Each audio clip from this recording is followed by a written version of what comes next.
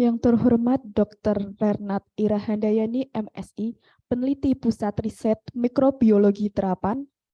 Yang terhormat Dr. Sayono, SKM, MKes Epid, Dekan Fakultas Kesehatan Masyarakat Universitas Muhammadiyah Semarang. Yang saya hormati Dr. Insinyur Rahayu Astuti, MKes, Ketua Program Studi S1 Kesehatan Masyarakat Fakultas Kesehatan Masyarakat Universitas Muhammadiyah Semarang. Yang saya hormati Andre Yogaswara, SSI MOr, Ketua Program Studi Ilmu Keolahragaan S1 Fakultas Kesehatan Masyarakat Universitas Muhammadiyah Semarang. Yang saya hormati seluruh dosen Fakultas Kesehatan Masyarakat Universitas Muhammadiyah Semarang. Yang saya banggakan mahasiswa Fakultas Kesehatan Masyarakat Universitas Muhammadiyah Semarang.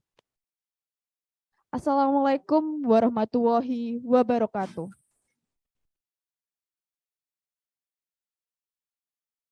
Puji syukur kepada Tuhan Yang Maha Esa, Allah Subhanahu wa Ta'ala, bahwa kita bisa bertemu pada pagi hari ini, Rabu 4 Januari 2023, dalam acara kuliah umum yang bertemakan pemanfaatan bahan alam untuk peningkatan kesehatan anti-infeksi dan pengendalian penyakit, dan diskusi pembuatan kerangka acuan kerjasama dengan Pusat Riset Mikrobiologi Terapan, Badan Riset dan Inovasi Nasional atau BRIN, Fakultas Kesehatan Masyarakat Universitas Muhammadiyah Semarang.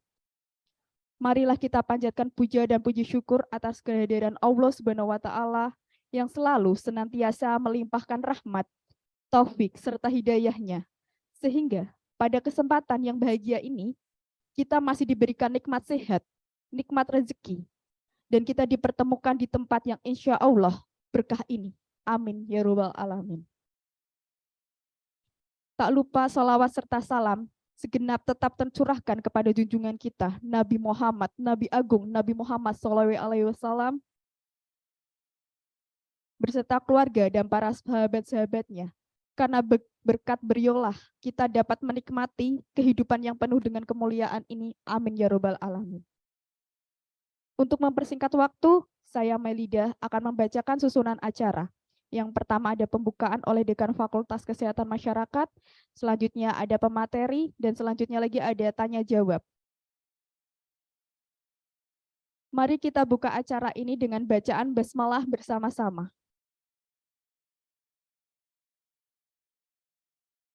Semoga dengan bacaan basmalah acara pada pagi hari ini akan lancar. Amin ya rabbal alamin. Selanjutnya ada sambutan dan membuka acara pada pagi hari ini oleh Dekan Fakultas Kesehatan Masyarakat kepada Bapak Dr. Sayono, SKM, MKes Epid. Saya persilahkan.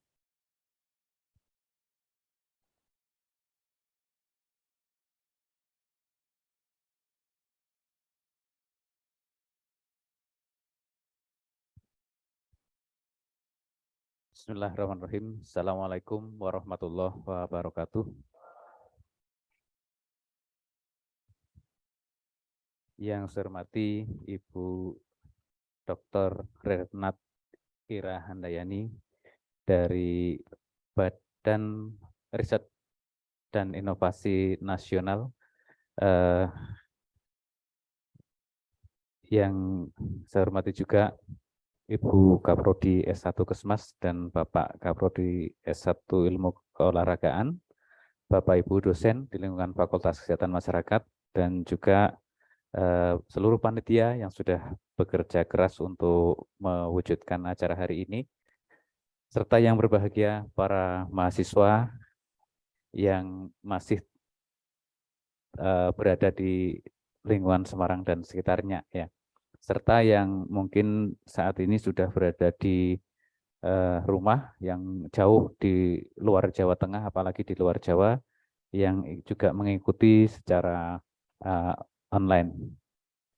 Pertama, mari kita panjatkan puja dan puji syukur kehadirat Allah Subhanahu wa Ta'ala yang telah melimpahkan nikmat kepada kita semuanya, sehingga pada pagi hari ini kita berada dalam kondisi yang sehat walafiat, tidak kurang suatu apa. Mudah-mudahan dengan kita bersyukur nikmat-nikmat yang lain yang tidak bisa kita duga, tidak bisa kita hitung, selalu dicurahkan kepada kita semuanya. eh, selain rasa syukur dengan ucapan alhamdulillahirabbil alamin, juga mari kita manfaatkan nikmat yang diberikan kepada kita semuanya dengan memberdayakan diri kita sejauh mungkin supaya kita menjadi orang-orang yang banyak memberi manfaat kepada sesama manusia dan kepada kehidupan di dunia ini. Karena kita ditugasi manusia sebagai khalifah di bumi untuk memberikan sebesar-besarnya kemanfaatan bagi seluruh makhluk. Salawat dan salam juga senantiasa kita sanjungkan kepada junjungan kita Nabi Muhammad SAW.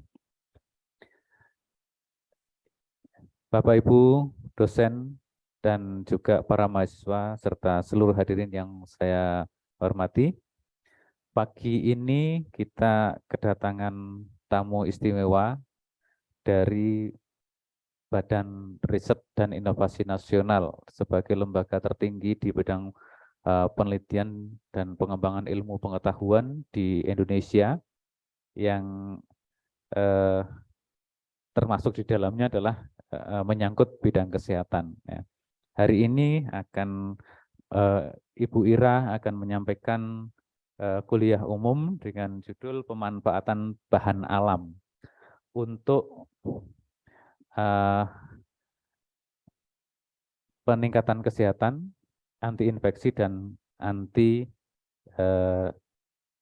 dan pengendalian penyakit. Ya. Nah, kenapa kita perlu bicara soal kenapa yang kita pilih temanya adalah pemanfaatan bahan alam ya. Atau sebelum ke sana mungkin sedikit saya menyinggung terkait dengan bagaimana hiruk pikuknya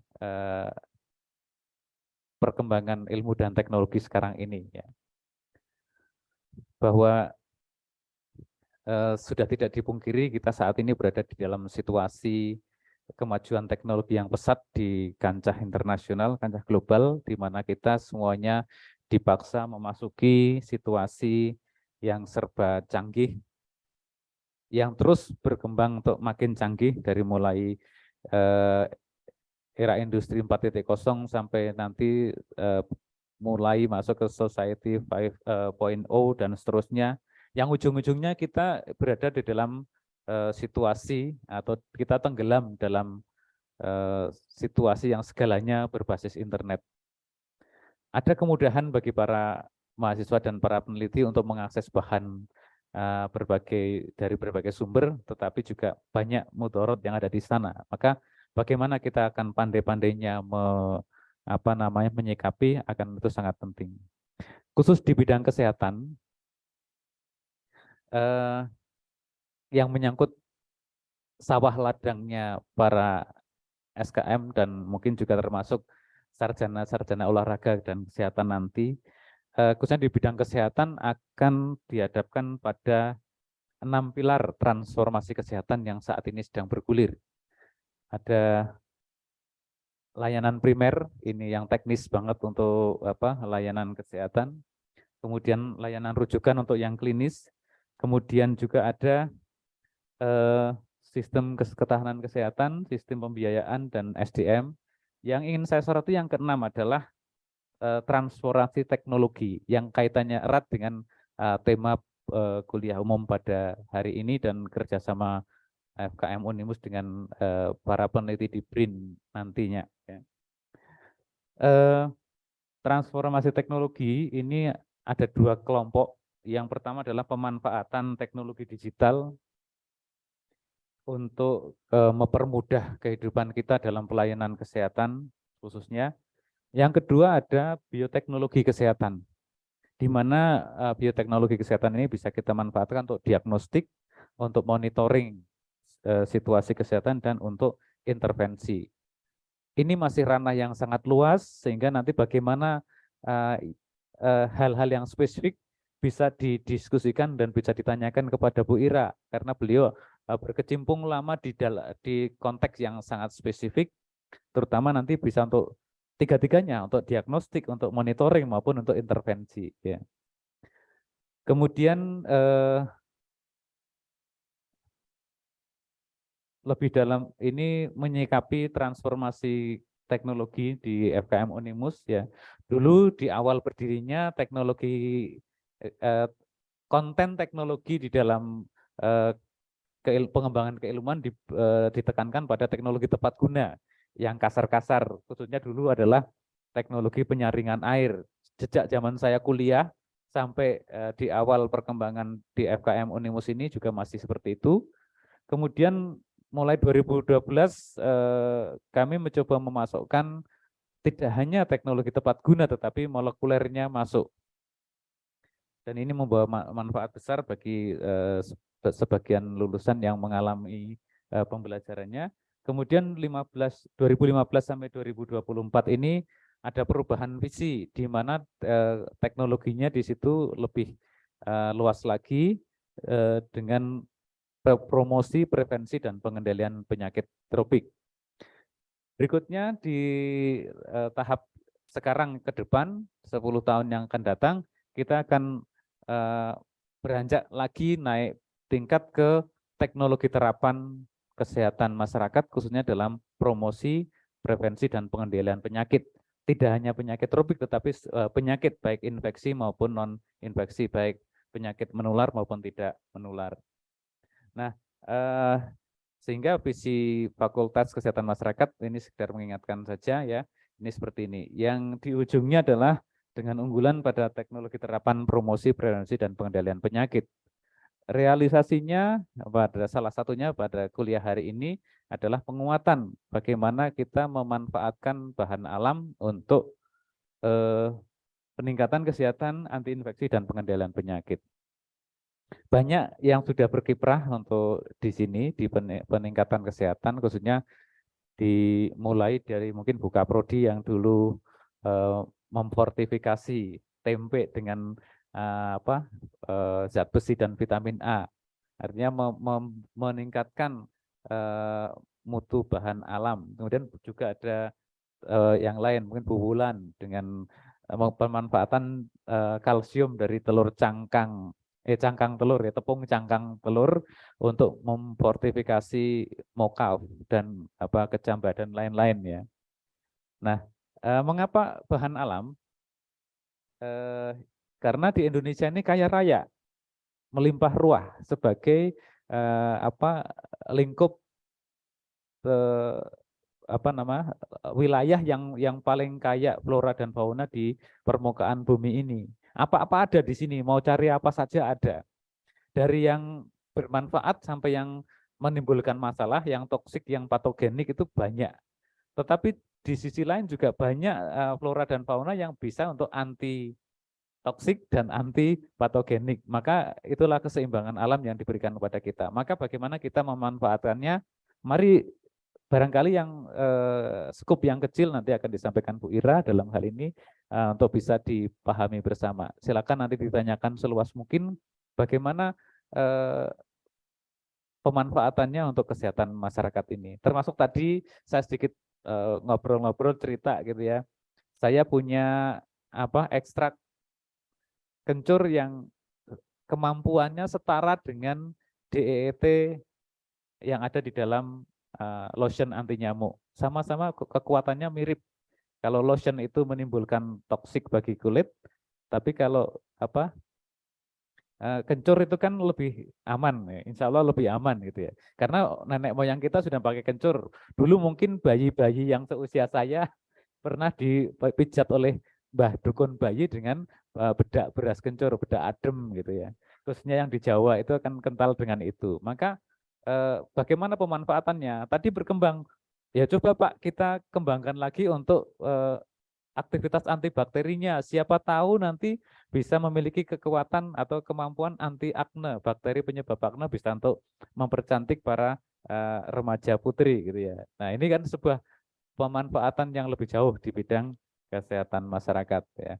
Nah, oleh karena itu selamat mengikuti kuliah umum ini dan semoga mendapatkan pencerahan yang banyak ya karena di sekeliling kita banyak hal yang ini kok mogok ya.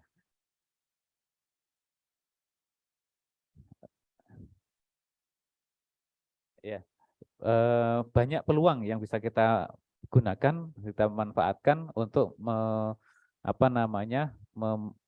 memberdayakan atau memanfaatkan kekayaan alam di Indonesia. Daripada kemudian dikeruk oleh orang lain, kita tidak punya kesempatan apa-apa, mari kita kembangkan wawasan kita untuk memanfaatkan sejauh mungkin. Saya kira demikian untuk mengawali pertemuan pada hari ini.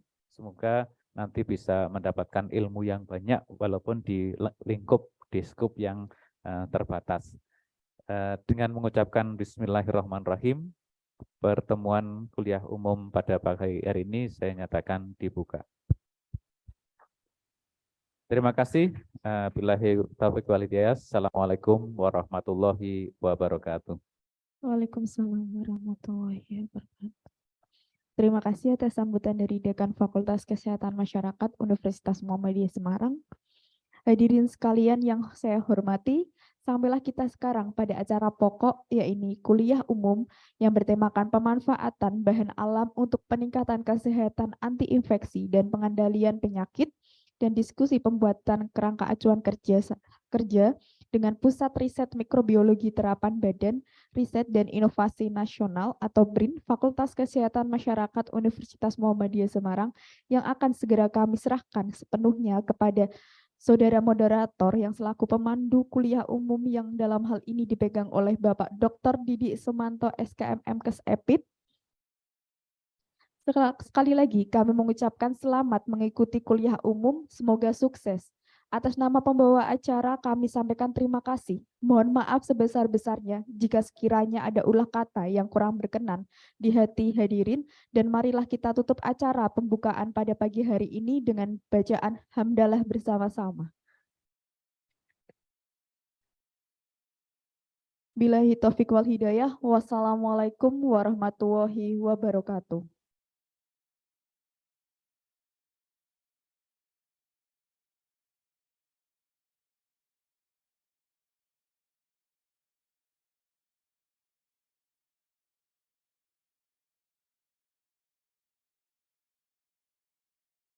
Baik, terima kasih pembawa acara. Assalamualaikum warahmatullahi wabarakatuh. Selamat pagi semua, sehat? Semangat? Biar enggak ngantuk, iya aja dulu ya. Biar asik. Kalau saya bilang FKM Unimus, nanti dijawabnya unggul.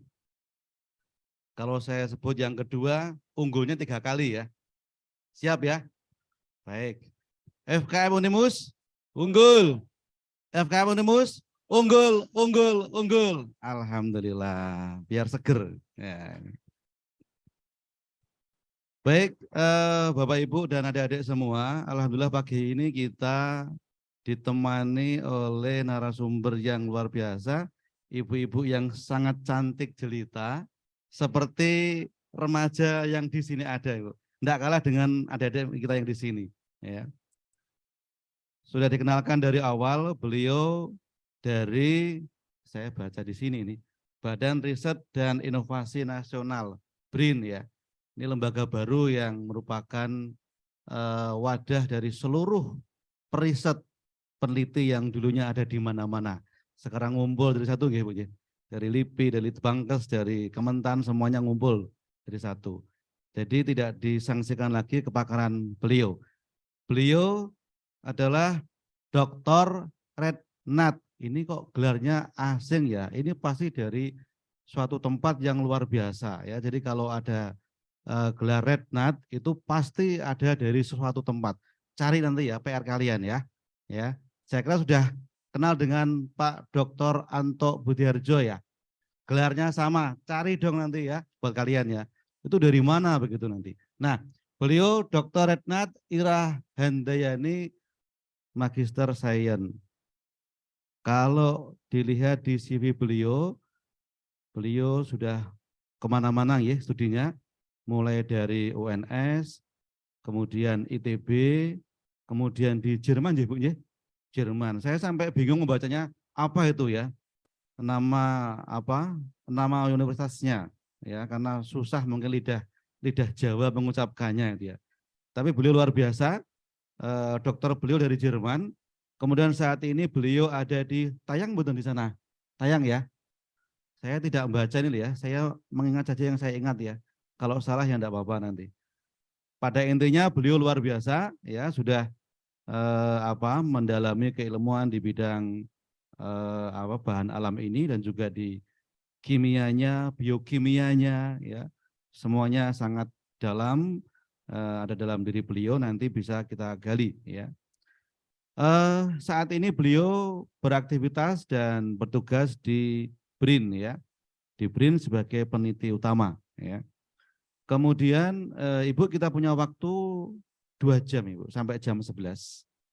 Jadi cukup panjang sebenarnya ya, cukup panjang ya. Dalam rundown acara dibagi dalam beberapa termin ya, tapi nampaknya untuk materi baik pengenalan maupun yang topik utama kuliah umum bisa dilanjutkan ya, nyambung aja 1 jam begitu. Jadi adik-adik semua sudah disampaikan tadi bahwa topik kuliah umum kita hari ini adalah topiknya pemanfaatan bahan alam untuk peningkatan kesehatan, anti infeksi dan pengendalian penyakit ya. Itu topik kuliah umumnya. Namun nanti beliau akan menyampaikan dulu informasi sepintas tentang BRIN supaya kita semua lebih mengenal ya. Karena ini juga lembaga yang memang belum lama ya. Sehingga kita perlu mengenalnya. Barangkali nanti ada sesuatu yang bisa kita jadikan tautan ke depan ya. Kebersamaan hari ini insya Allah akan lanjut dengan yang lain-lainnya ke depan lagi ya. Untuk beliau diberikan waktu untuk paparannya 1 jam ya Bu ya. 1 jam untuk 2 materi nyambung tadi itu. Kemudian karena ini proyektornya ada di belakang Ibu. Jadi Ibu ya mohon maaf agak nengok-nengok ke belakang nanti begitu. Boleh mau jalan-jalan boleh Bu. Kalau perlu tunjuk-tunjuk ke sana-sana biar mereka enggak pada ngantuk begitu nanti. Baik, sepenuhnya waktu kami aturkan kepada Ibu Ira untuk menyampaikan paparannya dan mari kita dengarkan bersama-sama dan nanti mohon teman-teman semua menyiapkan pertanyaan apabila memang dirasa ada yang belum jelas dari beliau. Demikian untuk awal, monggo Ibu Ira kami persilakan. Ya.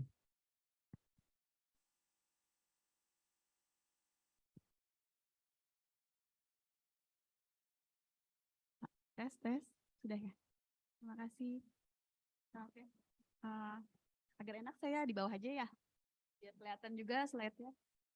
Oke. Di sini aja. Bisa minta tolong slide-nya diputar ya? Bisa nggak? Oke. Oke, di sini. Terima kasih. Oke, terima kasih sebelumnya.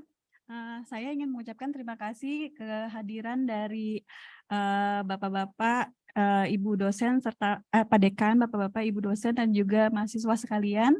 Dan saya juga ingin mengucapkan terima kasih telah diberi kesempatan untuk menjadi narasumber pada kuliah umum ini. Sebelumnya saya ingin memperkenalkan tempat saya bekerja.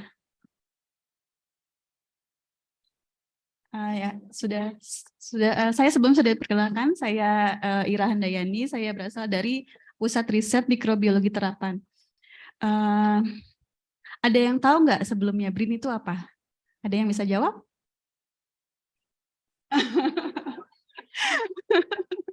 Badan Riset Inovasi Nasional, iya. Badan Riset Nasional itu adalah suatu lembaga riset di Indonesia yang tujuan utamanya yaitu membantu Presiden untuk melakukan penelitian, pengembangan, dan penerapan ilmu pengetahuan dan teknologi. Di mana BRIN ini bertanggung jawab langsung kepada Presiden dan BRIN ini terdiri dari beberapa kedeputian, salah satunya yaitu kedeputian bidang riset dan inovasi daerah, pemanfaatan riset dan inovasi, fasilitasi riset dan inovasi, dan lain-lain.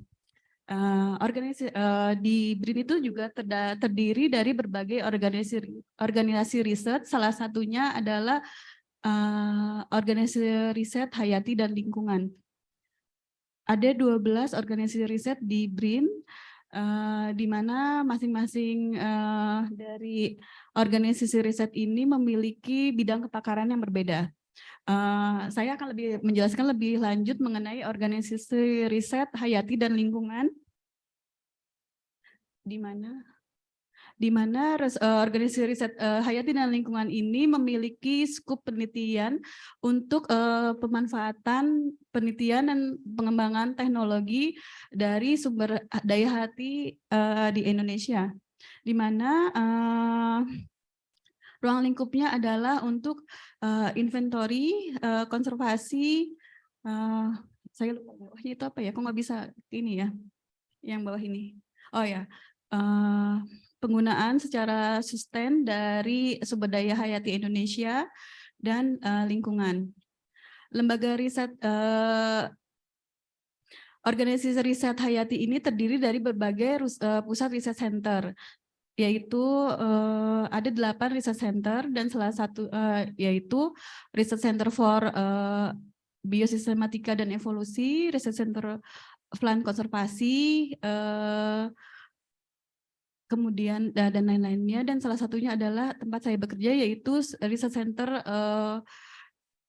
pusat riset mikrobiologi terapan, di mana pusat riset biologi terapan ini mempunyai goal yang spesifik, yaitu sebagai untuk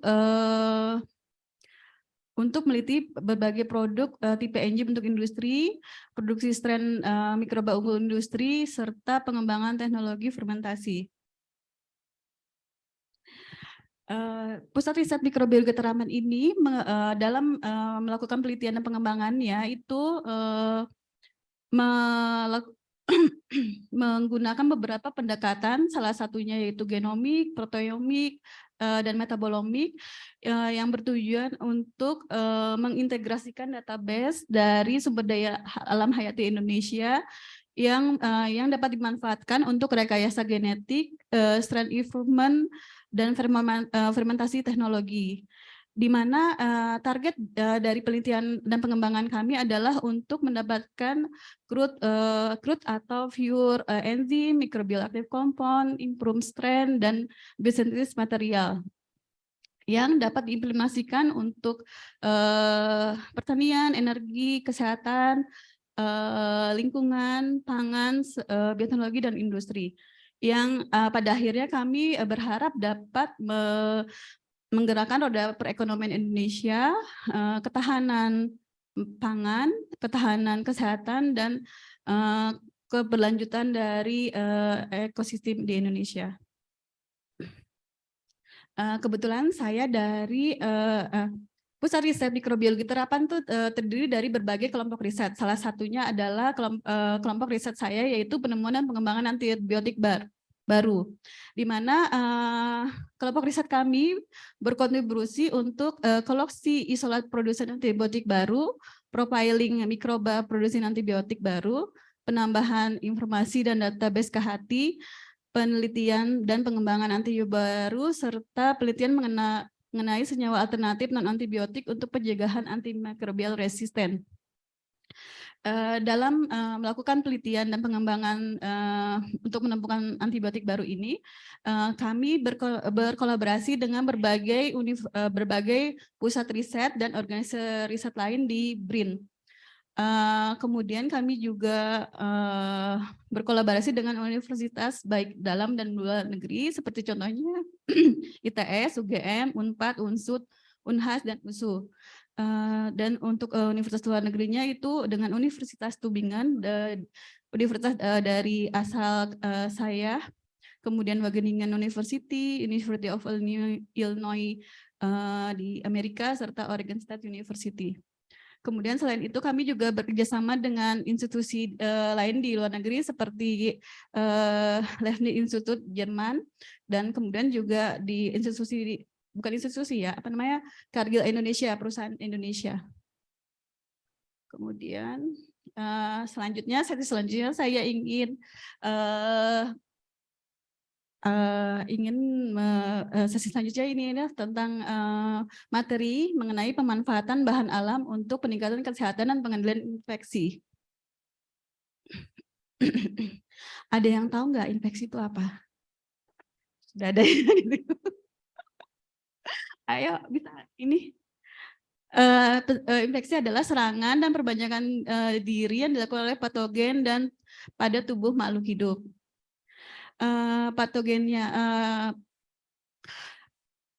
infeksi ini dapat dapat menyebabkan penyakit, dan di mana penyebab dari penyakit ini adalah berupa virus, prion, bakteri, fungi, dan parasit. Ada yang tahu prion itu apa? Ada yang bisa jawab? Atau contoh penyakit yang disebabkan oleh prion? Ada yang bisa tunjuk jawab coba? Bisa tunjuk tangan? Ada nggak? Ada? Masih bisa?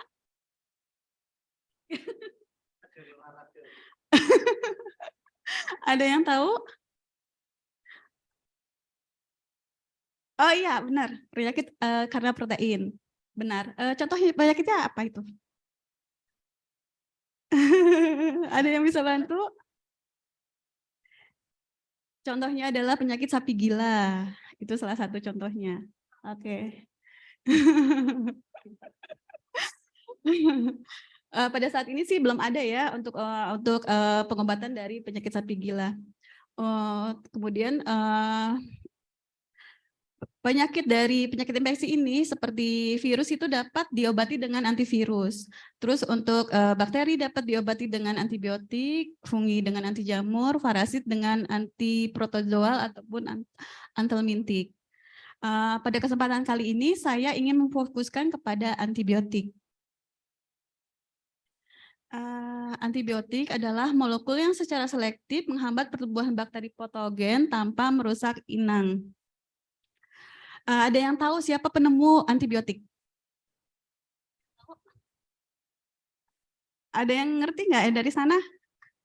Ada yang tahu nggak antibiotik itu dari yang penemu siapa? Lihat di internet ya. Ya, antibiotik itu penemunya adalah Alexander Fleming, ya benar. Penemuan antibiotik ini ditemukan secara tidak sengaja, di mana ketika Alexander Fleming lupa untuk membersihkan sediaan bakteri dari Staphylococcus di cawan Petri, dan dia melihat ketika dia tinggalkan sediaan cawan Petrinya itu karena akan berlibur ya. Terus kemudian pada hari Seninnya ketika dia akan bekerja kembali, dia menemukan bahwa di cawan Petrinya tersebut itu ada terkontaminasi dengan kapang yang akhirnya dinamakan oleh kapang Penicillium notatum. Di mana dia memperhatikan bahwa di cawan Petri yang terkontaminasi dengan kapang itu Staphylococcusnya itu bersih, tidak tumbuh Staphylococcus, yang dimana sebelumnya itu tumbuh merata di sekitar cawan Petrinya. Untuk mengobati rasa penasarannya, dia kemudian mengekstrak si kapang tersebut yang akhirnya dikenal dengan ekstraknya itu dikenal dengan nama penisilin.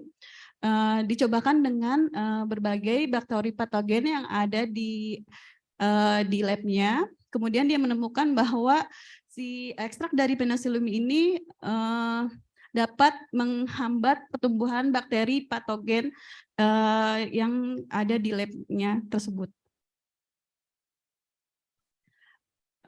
Oke, terus antibiotik ini kemudian Alexander Fleming mengambil kesimpulan bahwa si penicillin ini dapat menghambat pertumbuhan bakteri patogen dan dapat digunakan untuk mengobati penyakit infeksi. Penemuan antibiotik ini sangat membantu sekali ketika di Perang Dunia Kedua, di mana penicillin ini dapat digunakan kepada tentara yang terkena infeksi dan akhirnya sembuh oleh obat ini.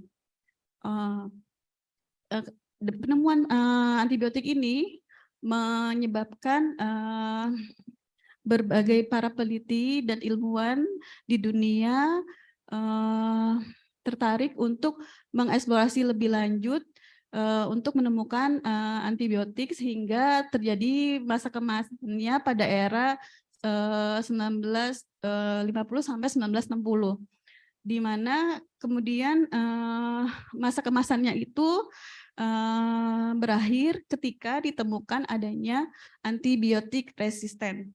Yang sampai sekarang masih menjadi salah satu masalah yang utama pada antimicrobial resisten kasus.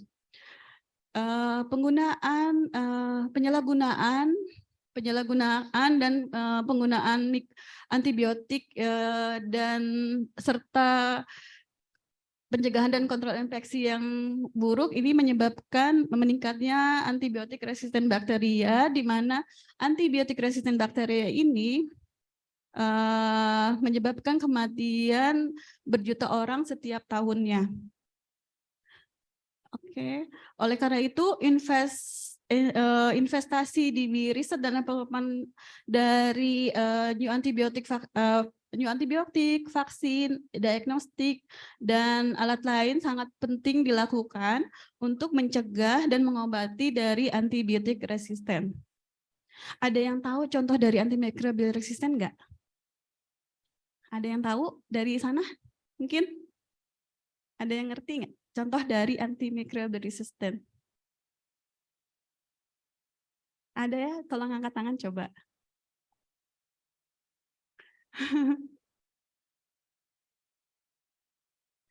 Siapa? Ada yang tahu? Bisa dilihat internet dulu ya. Oke.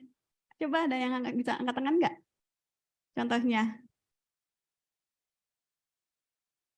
Masnya coba. Yang pakai baju kotak-kotak. Contoh apa? Antibiotik resisten. Kenapa? Bakteri antibiotik resistennya contohnya.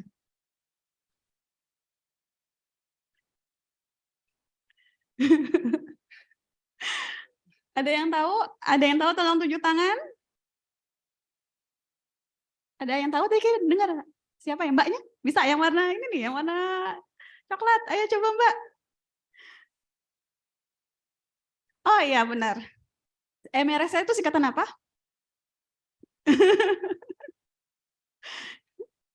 Ya. MRSA, methicillin resistant Staphylococcus aureus. Iya, itulah salah satu contoh dari bakteri resistant antibiotik.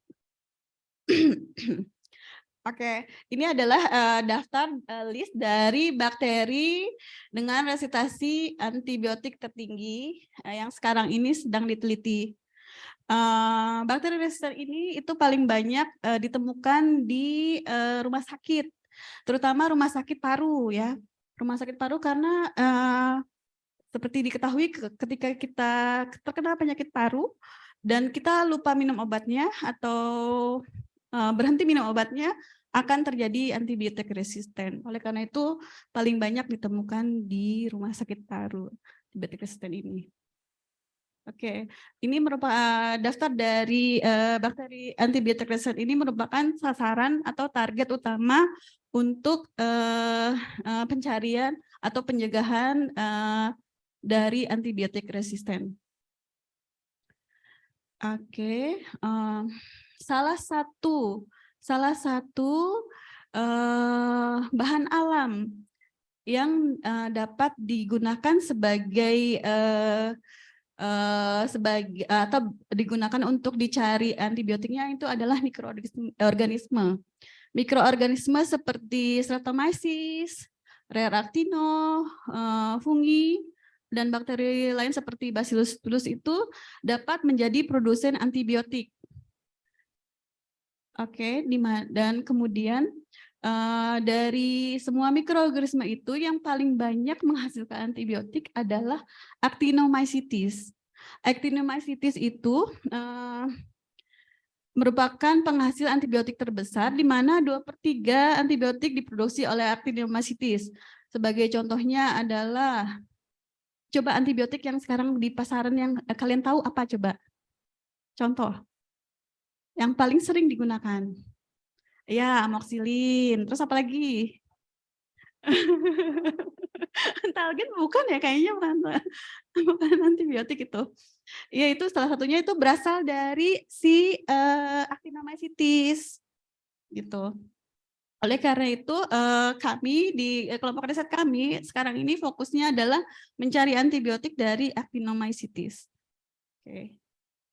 Ini roadmap penelitian, penemuan dan pengembangan antibiotik pada kelompok riset kami, di mana pada tahap awalnya adalah isolasi, identifikasi, dan karakterisasi mikroba penghasil antibiotik baru, kemudian dilakukan screening dan isolasi senyawa yang potensial sebagai antibiotik baru, kemudian optimasi produksi antibiotik baru, karena ketika kita menemukan senyawa baru belum tentu itu diproduksi banyak oleh si mikrobanya. Oleh karena itu kita harus mengoptimasi produksi dari antibiotik baru tersebut.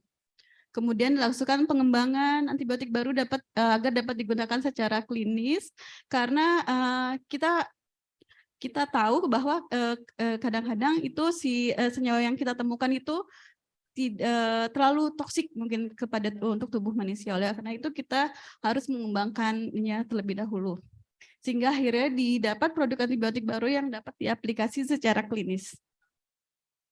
Oke, ini adalah berbagai tahap dari tahapan pencarian obat baru dari mikroba. Yang pertama adalah sampel koleksi sampel, kemudian isolasi mikroba, kemudian bioactivity guide discovery, genome sequence based analysis, kemudian microbial drug screening. Oke. Kan di sini biasanya kan yang kita kenal kan di Indonesia kebanyakan mungkin penggunaan bahan alamnya itu lebih cenderung ke tumbuhan atau hewan. Karena tapi ini di sini kita bisa menggunakan mikroorganisme yang ada di Indonesia, karena diketahui Indonesia itu sangat banyak mikrobialnya itu sangat kaya dan beragam. Oleh karena itu kita bisa mengambil mikroba Indonesia untuk penelitian tentang pengembangan dan antibiotik. Oke. Mikroba, terutama Actinomycetes itu dapat ditemukan di berbagai lingkungan, dari darat maupun laut. Bisa ditemukan di berbagai lingkungan, bisa ditemukan di kulit ikan, di air, di tanah, dan lain-lain. Karena dia sangat beragam ya ininya ya, tempat tinggalnya. Oke. Kemudian berikut ini adalah contoh salah satu cara untuk mengkoleksi mikroba yang ada di marin atau di laut. Salah satu caranya adalah dengan mengambil si sampelnya itu dengan scuba diving pada kedalaman 5-30 meter ini untuk sampel spons ataupun nudibranch ataupun teripang dan lain-lain. Dari sampel laut dari marine ini, yaitu contohnya nudibranch itu dipotong, dibilas dengan air laut steril, kemudian ditambahkan air laut steril, kemudian hasil suspensi sel tersebut kemudian disimpan pada glycerol stok 50% untuk kemudian disimpan dalam es di lapangan, kemudian disimpan pada suhu minus 80 derajat Celcius di laboratorium. Kemudian untuk identifikasi, untuk mengetahui apa saja mikroba yang ada di sampel tersebut, itu dapat dilakukan identifikasi dan analisa dengan metagenomik. Di mana sampelnya dapat dipotong, dipotong dan atau dibilas, kemudian dimasukkan ke RNA letter hingga disimpan pada suhu ruang. Selain dari mikroorganisme laut, ada lagi nggak yang kira-kira bisa kita dapat mikrobanya? Ada contohnya nggak? Ada yang tahu? Kita bisa ngambil dari mana? Dari mana? Oh, sudah didengarkan. Oh, berarti dengerin ya? Kirain nggak didengerin. Oke. Terima kasih. Terus, oke. Nah, setelah kita dapat tadi ya tokisolnya, kemudian kita tokisolol dan suspensi selnya itu kemudian di laboratorium kita lakukan pengenceran. Biasanya pengenceran itu sampai 10 sorry. Gimana ya? Dari ulang ya. Mas, tolong sebelumnya ya. Feedbacknya gimana caranya? Oke. Dari sini, ini kan pengencerannya paling, kami sudah melakukan berbagai penelitian dan ternyata 10/5 sih yang paling ini ya, paling banyak ininya. Bukan paling banyak ya, paling berhasil untuk dapat koloni. Jadi setelah pengenceran sebanyak sampai 10/5, 0,5 mili hasil pengenceran tersebut kemudian disebarkan ke medium agar padat. Kemudian diinkubasi, suhu inkubasi ini tergantung dari target dari mikroba yang kita inginkan. Kalau Actiniomycetes itu sekitar 28 sampai 30 derajat Celcius. Setelah inkubasi selama beberapa hari akan didapatkan koloni mikroba pada permukaan agar. Ini seperti tadi ya sebelumnya kayak titik-titik gini, itu namanya koloni ya. Dari koloninya ini, koloni tunggal ini kemudian dimurnikan dengan dimasukkan pada medium yang baru. Ada yang pernah melakukan seperti ini sebelumnya enggak? Ada praktikum gitu di sini sebelumnya tentang mikroorganisme gitu, mikroba? Pernah? Oke, Mas ya. Ini Mas ya dari mana memang? Olahraga. Oke.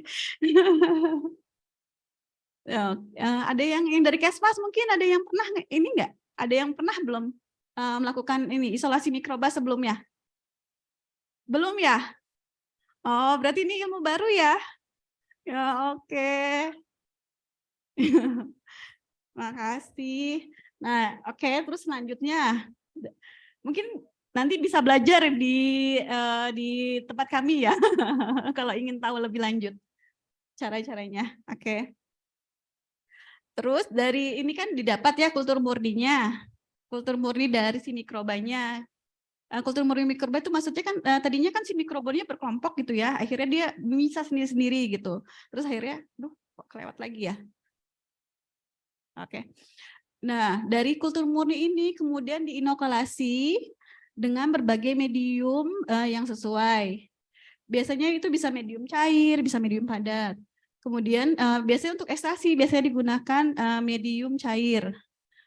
Di medium cairnya ini biasanya si kultur dari si mikrobanya itu kemudian diekstrasi biasanya dengan berbagai pelarut yaitu etil asetat, metanol dan yang lain-lain. Ekstrak dari sampel ini kemudian diujikan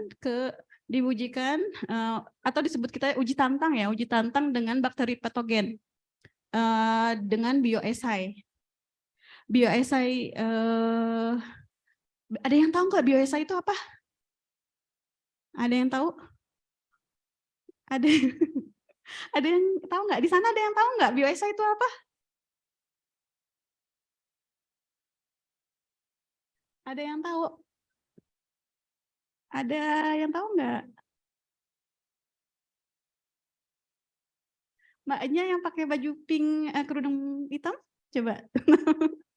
Biasa ya, Pak?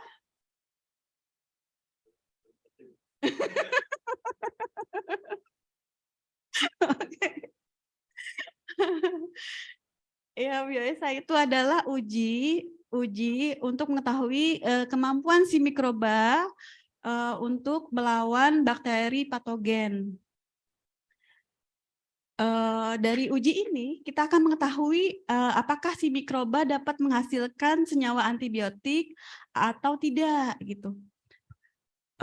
Oke, terus dari sini kita juga dapat melakukan prioritas sampel mana saja yang dapat kita gunakan untuk percobaan selanjutnya. Di mana prioritas ini berdasarkan dari ukuran diameter dari si zona inhibisi dari ini nih. Dari sini, ini kita akan ukur nih berapa diameternya. Untuk mikroba dengan diameter ukuran diameter yang terbesar akan digunakan untuk percobaan selanjutnya. Oke, kemudian setelah kita memilih mikroba mana yang mau kita teliti lebih lanjut, mikroba yang kita prioritaskan tersebut kemudian di isolasi genomik DNA-nya. Terus dari kemudian setelah kita mendapatkan genomik DNA, ada yang tahu nggak genomik DNA itu apa? Ada yang ngerti?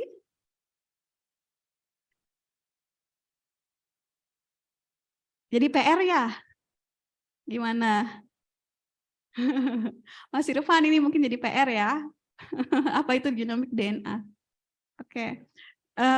Dari genomik DNA ini, genomik DNA yang diisolasi ini kemudian di sequencing hingga dihasilkan urutan sequence DNA.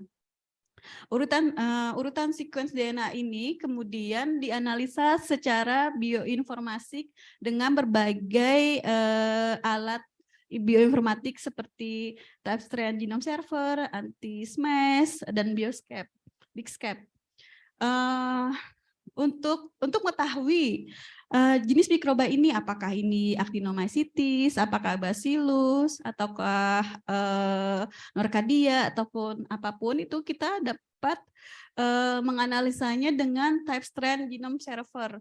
Dari sini kita akan dapatkan akan kita ketahui jenis dari mikroba yang kita teliti. Kemudian selanjutnya dengan anti-smash kita akan mengetahui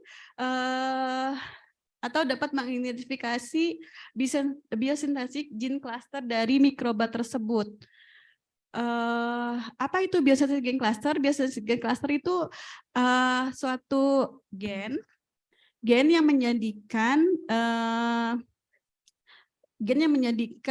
metabolit sekunder dari mikroba. Oke, kemudian kemudian selanjutnya dapat dianalisa dengan BigScape untuk mengetahui biosintesis gene cluster mana aja saja yang unik pada mikroba tersebut. Tujuan untuk mengetahui biosintesis cluster tersebut tidak untuk mengetahui apa mikroba tersebut. Untuk mengetahui mikroba tersebut itu dapat menghasilkan senyawa metabolit sekunder apa saja atau dapat menghasilkan antibiotik apa saja. Sebagai contohnya nih, di sini ada yang pernah tahu nggak nih semuanya? Ini pyridoxine itu salah satu dari antibiotik. Di mana dengan anti-smash kita akan mengetahui mikroba tersebut apakah menghasilkan senyawa spesifik senyawa tertentu gitu. Sebagai contohnya mikroba ini dapat menghasilkan antibiotik pyridoxine. Ini untuk mengetahui apakah si mikroba ini dapat menghasilkan benar-benar menghasilkan senyawa tersebut, kita dapat melihat similaritas dari si senyawanya, biosintesis clusternya tersebut. Sebagai contoh ini, mikroba ini dapat menghasilkan napirodomycin. Terlihat bahwa ketika dianalisa dengan ketika dianalisa dengan anti-smash, si mikroba ini terlihat mempunyai biosintesis gen cluster napirodomycin, dan di mana kita lihat ternyata persamaannya adalah 100%. Berarti ini benar si mikrobanya tersebut menghasilkan napirodomycin. Anti-smash itu menganalisa mikroba itu mempunyai antibiotik apa saja itu berdasarkan database yang dari penelitian-penelitian yang ada di dunia saat ini. Kemudian, bentar. Dan untuk mengetahui, kita juga bisa mengetahui apakah si mikroba tersebut itu menghasilkan senyawa baru. Kita bisa lihat contohnya adalah ini. Di sini. Kesamaannya kan hanya 12%. Kalau kesamaan 12% dari database berarti kan kemungkinan itu bukan senyawa ini yang dihasilkan oleh mikroba tersebut. Itu adalah contohnya kalau misalnya si mikrobanya tersebut itu mempunyai senyawa baru. Oke. Tahap terakhir dari penelitian dan pengembangan penemuan antibiotik dari mikroba adalah drug screening, di mana drug screening ini mikroba yang sebelumnya kita teliti sebelumnya dengan genomik, dan selanjutnya akan diteliti dengan untuk diteliti apakah benar si mikrobanya tersebut dapat menghasilkan senyawa tertentu. Mikroba yang kita prioritaskan dikultivasi dengan berbagai medium, sebagai contohnya 12 medium, baik padat maupun cair, kemudian diekstraksi sampelnya, kemudian dipisahkan dengan berbagai pemisahan yang ada. Di sini saya contohnya adalah solid phase extraction, di mana akan didapat berbagai fraksi dari ekstrak. Fraksi dari ekstrak ini kemudian dianalisa dengan harus MS dan akan didapatkan MS raw data. Dari kemudian MS raw data ini dianalisa dengan GNPS untuk mengetahui senyawa apa saja yang ada di dalam fraksi tersebut. Setelah kita ketahui ternyata ada derifikasi ataupun ada senyawa baru, kita targetkan adalah senyawa baru. Setelah kita dapatkan senyawa baru, kita kemudian isolasi dan kemudian di upscaling di fermentor. Dan untuk tahap selanjutnya adalah dilakukan elucidasi structure dengan NMR. Kemudian juga akan dilakukan bioassay kembali, karena ini yang kita bioassay-kan adalah senyawa murni yang sudah dipurifikasi. Kemudian dari sini akan kita ketahui senyawa aktif yang dapat digunakan sebagai senyawa antibiotik baru. Oke, tahap selanjutnya adalah optimasi dan pengembangan dari antibiotik baru yang pada kali ini tidak saya sampaikan, mungkin akan saya sampaikan pada pertemuan berikutnya. Oke, untuk sementara ini kesimpulan yang dapat saya berikan adalah mikroorganisme dapat dimanfaatkan sebagai sumber senyawa aktif untuk bahan obat atau antibiotik. Kemudian metode screening bioaktivitas dapat mengarah kepada prioritasi strain. Kemudian genome mining dapat bermanfaat untuk membuka jalan bagi penemuan produksi alami baru yang lebih efisien. Oke, ini saya hanya ingin overview. Di sini kebetulan kelompok riset kami sedang melakukan penelitian mencari sumber antibiotik baru dari nudibranch. Ada yang tahu nudibranch itu apa? Siput laut. Siput laut, ya. Sebelumnya rekan peneliti kami dari Unsud menemukan bahwa si nudibranch ini memiliki potensi untuk menghambat pertumbuhan bakteri E. coli, Enterobacter, Proteus sp, dan Staphylococcus sp, galur MDR. Oleh karena itu kami akan meneliti lebih lanjut untuk mengetahui apakah si mikroba yang ada di nudibranch ini dapat memiliki potensi sebagai penghasil anti TB MDR, ya. Mungkin ada dari rekan-rekan mahasiswa yang tertarik untuk melakukan penelitian di tempat kami. Silakan mendaftar ke Pak Irfanul ataupun ke saya. Bisa hubungi saya di ira.handayani@brin.go.id. Oke, sekian mata kuliah yang saya sampaikan. Apakah ada pertanyaan atau saya kembalikan saja kepada Pak Moderator saya? Ya, terima kasih. Baik, kita berikan aplaus dulu. Luar biasa materinya.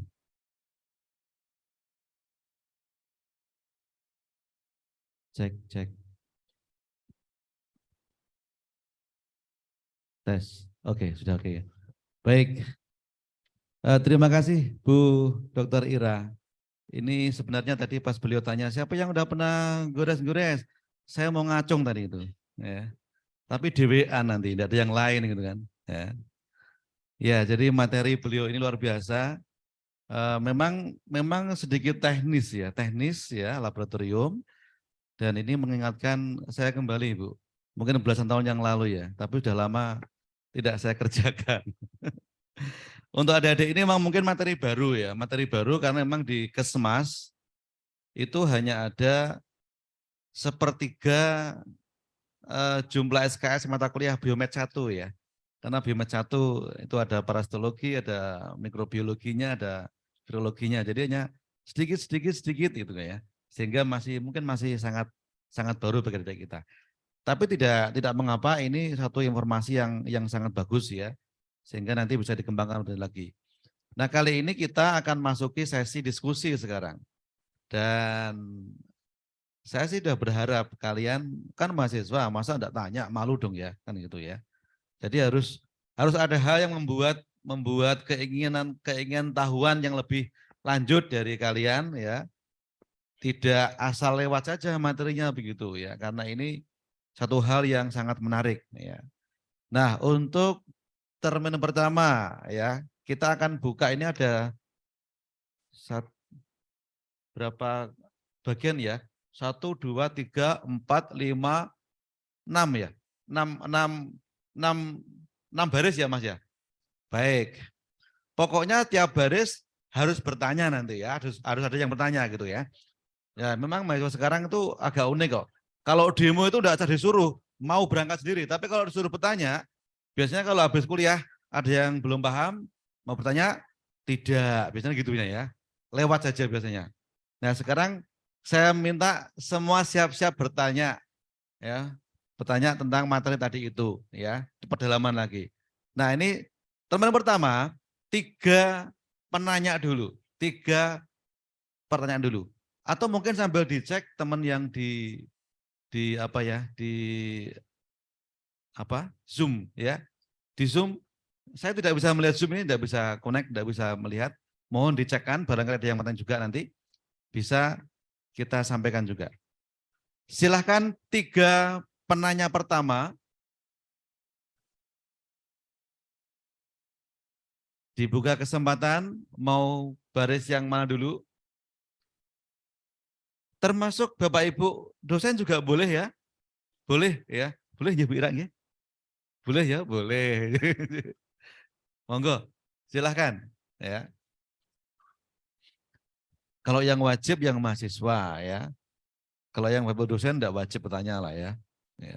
Monggo. Silakan. Ayo ini kayaknya udah siapa mau tanya silakan sebelah sini. Ya, silakan. Oke. Ya. Tolong dikasih mic-nya, Mas. Itu deret sebelah timur. Ya, timur atau mana ini ya? Ya, silahkan.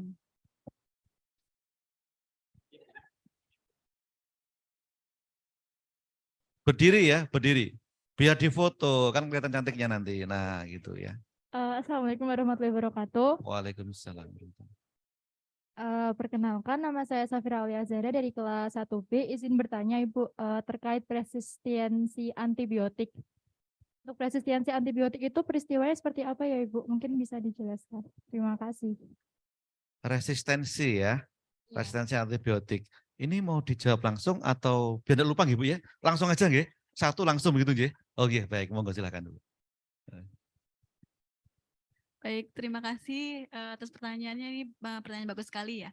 Antibiotik resisten itu adalah ketika si bakteri patogen itu tidak mempan lagi untuk diobati dengan obat antibiotik yang ada, seperti itu. Contohnya seumpama tadi amoxilin ya. Kita biasanya kalau misalnya minum amoxilin gitu ya, obat biasanya apa ya, sekitar saya lupa. Ketika kita misalnya tadinya mempan gitu ya, sembuh gitu ketika kita minum amoxilin, ternyata setelah beberapa kali gitu ya kita terkena terus minum obat amoxilin terus udah tidak mempan lagi gitu obat tersebut, tidak dapat menyembuhkan penyakit yang kita derita, seperti itu. Iya.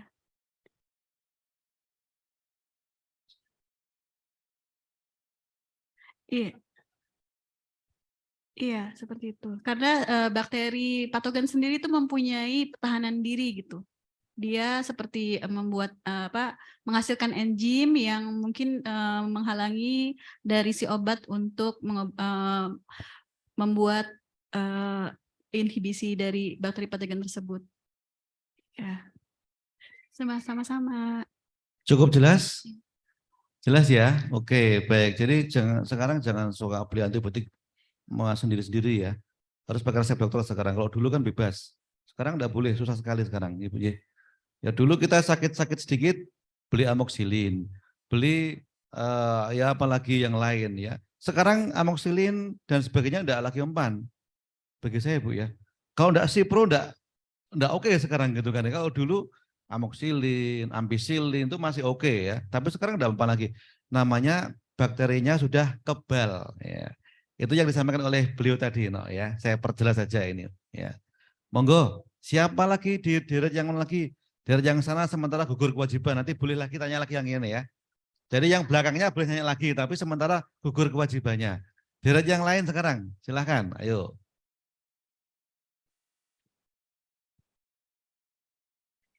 Ayo. Ini saya harus jalan-jalan kayak Bu. Oh silahkan ya. Ya silahkan ini. Nanti kalau tidak ada yang tanya, saya yang turun menunjuk lah ya pokoknya ya gitu ya. Monggo ya. Oke, terima kasih kesempatannya Pak Didi dan Bu Ira. Ya. Perkenalkan saya Fanya dari perwakilan semester 5 di sini. Izin bertanya, mungkin banyak kita ketahui sebagai Kesemas tuh kebanyakan penelitian itu menggunakan antibiotiknya itu dari tumbuhan-tumbuhan gitu, rimpang-rimpang gitu. Terus saya tadi mendengar hal baru, ternyata ada siput air yang akan dimanfaatkan sebagai antibiotik. Menurut Bu Ira sendiri, kenapa sih banyak peneliti yang memilih rimpang atau tumbuhan di alam ketimbang memanfaatkan dari hewan-hewan? Begitu, terima kasih. Baik, monggo Bu Ira. Atas pertanyaannya, ini menurut pendapat saya ya, ini karena kan Indonesia waktu dulu ya nenek moyang kita, buyut-buyut kita itu biasanya kan menggunakan rempah-rempah gitu buat buat mengobati gitu ya penyakit-penyakit yang ada gitu kan. Ini kan berdasarkan tradisi turun-menurun ya kemungkinan ya. Karena kita kan kalau misalnya pakai siput air seumpama itu kan agak jauh juga ya carinya ya. susah gitu kan. Mungkin nenek moyang kita itu hanya memanfaatkan dari sumber daya alam di sekitarnya seperti itu. Makanya mungkin lebih banyak di tumbuh-tumbuhan gitu. Iya.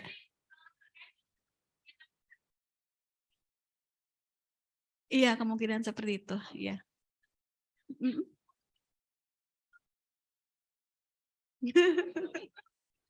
Pelan-pelan saja, enggak usah tergesa-gesa. Masih Oke. banyak waktu.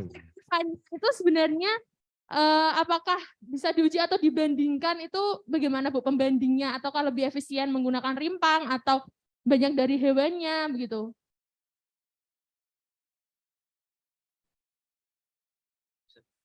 Halo, halo. Oke.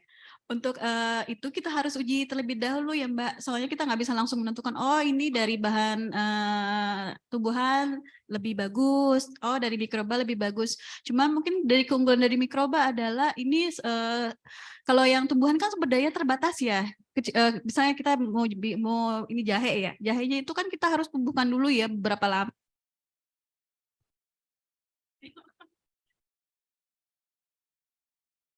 Kalau mikroba itu kita bisa simpan tadi di -80 gitu. Kita manfaatkan lagi terus-terusan gitu. Nggak ketersediaannya tidak terbatas gitu. Selama si mikrobanya masih hidup, itu bisa kita gunakan seperti itu. Baik, terima Iya. kasih. Iya. Baik, sudah 2 deret yang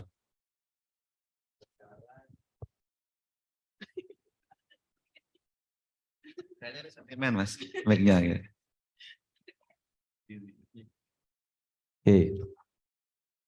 Oke, silakan baris yang lain. Ini baru 2 pertanyaan ya. Sudah dijelaskan dengan detail oleh beliau. Silakan pertanyaan ketiga. Sepertinya dari deret paling sana itu siap-siap bertanya. Silakan Mas.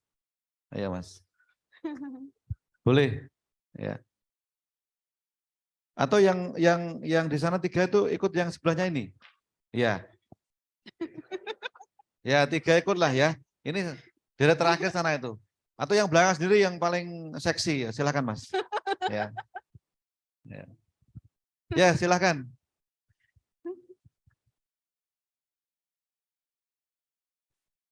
Silakan. Nggak usah konkuren. Nggak usah rebutan lah ya. Satu dulu saja. Oke, sambil menunggu sana belum siap mentalnya, sebelah sini sekarang ya. Sebelah sini. Silakan ini deret 1, 2 belum ya. Silakan. Jangan mau kalah dengan yang sebelahnya. Tadi sebelahnya sudah kok ya. Yang sana enggak bertanya gimana ya. Ya, silakan.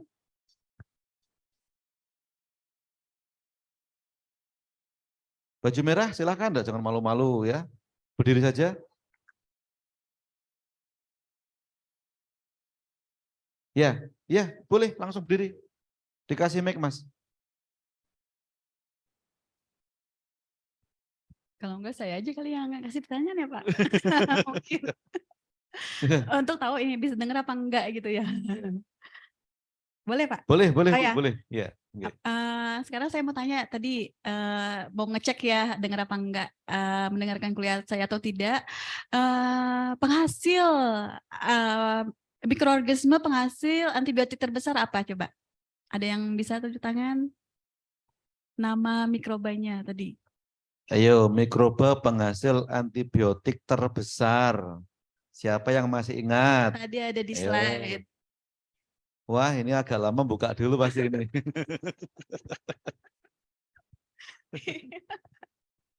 Ayo, nanti dikasih hadiah nih, jeruk mungkin ya. Di sini. Dikasih hadiah 1 butir anggur. Ayo, silakan ayo adik-adik. Yuk, silakan. Dalam hitungan ketiga, kalau tidak ada yang menjawab, berarti hadiah batal. Oh, angkat tangan. Oke, silakan. Iya, silakan. Iya. Ya, oke. Hadiahnya itu dikasih snack Mas Supri itu. Lu dapat snack lagi toh? Nah, alhamdulillah. Iya, luar biasa ini ya. Enaknya kayak gitu kok ya. Cuma jawab 1 kata aja dapat snack lagi gitu kan, luar biasa. Ya. Mungkin Bu, mungkin lagi Bu. Ada lagi ya, coba sekarang. pendekatan penemuan antibiotik baru, salah satunya dengan cara apa aja tadi? Metode-metodenya. Coba. Ya silahkan, Mas Supri sudah bawa snack lagi ini loh. Kuis berhadiah snack, ayo silahkan.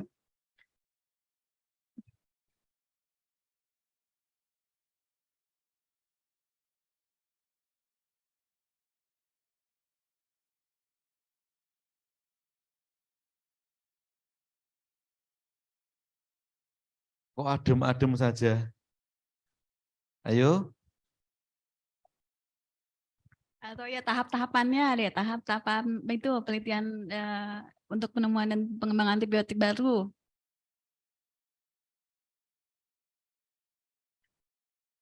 Tahapan untuk penemuan antibiotik baru. Yuk Dari mikroba, silahkan. coba. Yuk.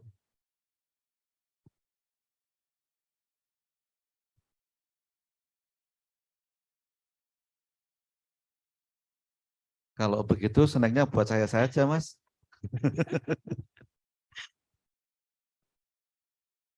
Ayo.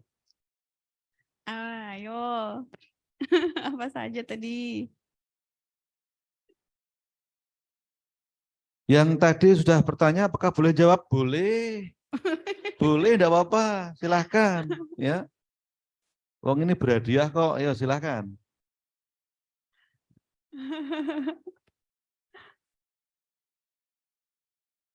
Oh ya tuh mbaknya yang warna coklat tadi tuh. Ya, ya, ya. Angkat silakan, tangan. Mbak. Ini Mas tengah. Mm-mm. Nah, harus ketemu buka lagi. Alhamdulillah ya. Ya. Iya. Ada sample collection, microbial isolation, bioactivity discovery, sama genome sequence based analysis. Iya. Iya. Satu Betul, lagi Bu. yang terakhir apa ya terakhir? Ayo. Yang terakhir? Snacknya belum sah itu.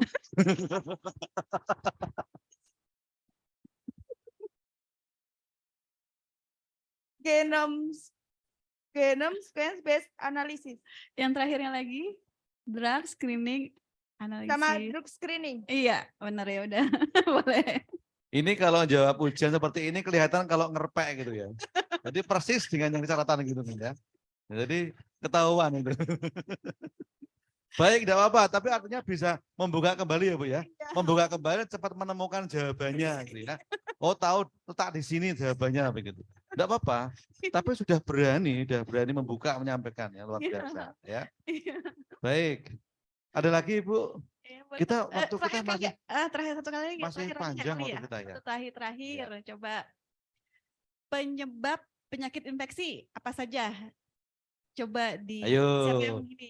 Gampang kayaknya ini. Gampang ini langsung acung harusnya ini. Ayo. Tahu. Penyebab penyakit infeksi. Ayo ngacung nang. Masa rawani. Ayo. 3 aja deh, sebutin 3. Nah 3 aja loh. Ah. Dapat diskon loh. Ya ngacung udah 3 aja tuh ya. Ya. Ya silakan. Siapa ini? Mega. Oh iya wis. Ya. Izin menjawab Bapak, untuk penyebab penyakit infeksi ada virus, prion, dan bakteri. Oh iya, benar. Tambah 1 dong. Tambah 1 lagi, tambah 1 lagi. Fungi jamur. Oh iya. Satu lagi. Baik, terima kasih snacknya Mbak.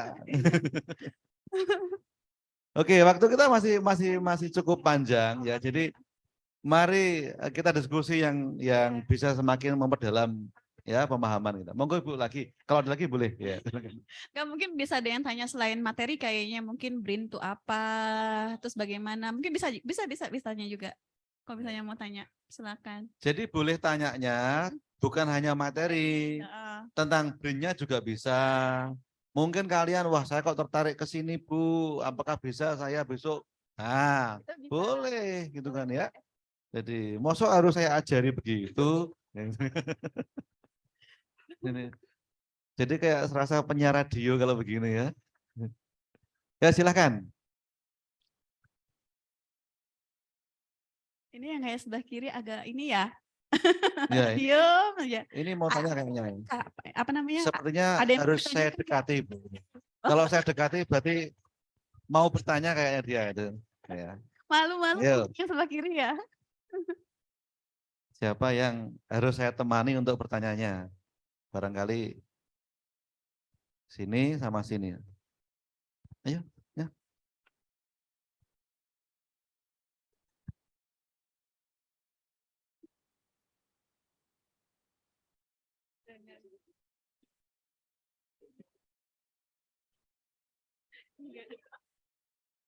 Bertanya kok dipaksa Caca. Ya.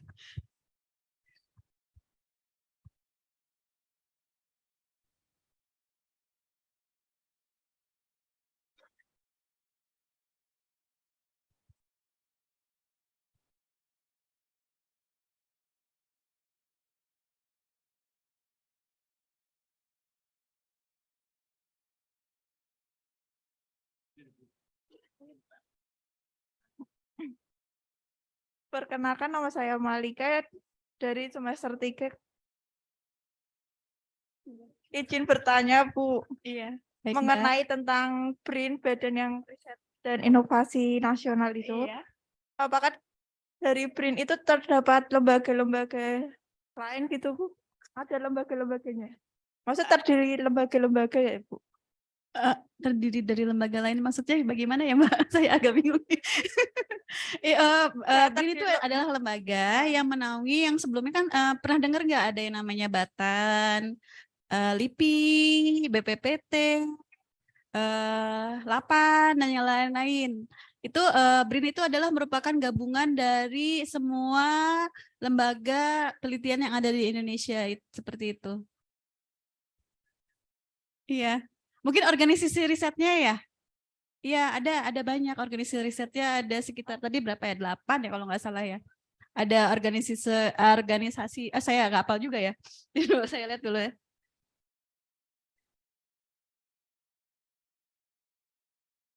Iya nih ada organisasi riset tenaga nuklir, mungkin bisa itu lagi ya, yang struktur organisasi dari BRIN-nya ya. Slide-nya mungkin Slide-nya dibantu iya, lagi. dibantu.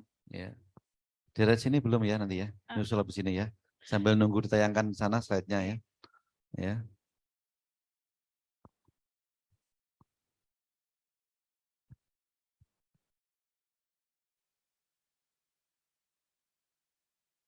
Nanti habis dari deret sini, saya lari ke deret sebelah situ lagi ya. Deret belakang itu wajib tanya lah ya. Yang besar-besar itu ya. Ya. Itu ya. Iya.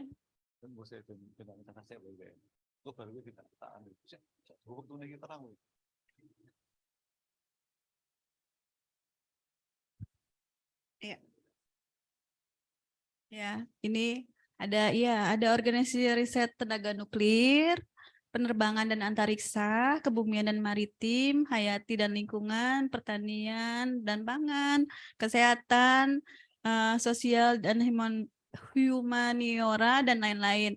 Ini semuanya itu penelitiannya bidangnya berbeda-beda. Seumpama kayak bidang kesehatan ya. Kalau bidang kesehatan itu memfokuskan diri untuk kesehatan. Kemudian untuk penerbangan dan antariksa itu ya yaitu tadinya itu adalah 8 ya kurang lebih itu penelitian tentang penerbangan dan antariksa seperti itu. Ada lagi yang ditanyakan mungkin Mbaknya? Masih nambah lagi? Masih nambah atau masih bingung Sudah? ya? Masih Atau bingung, mau bingung? Lembaganya apa saja gitu? Ya ini adalah BRIN adalah peleburan dari berbagai lembaga riset yang ada di Indonesia. Aduh, sorry. Lembaga riset di Indonesia.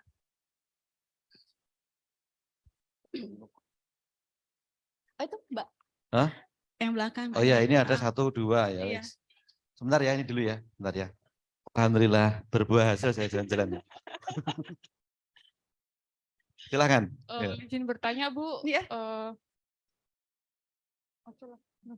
Mau bertanya tentang tugas dan wewenang BRIN itu apa aja ya Bu?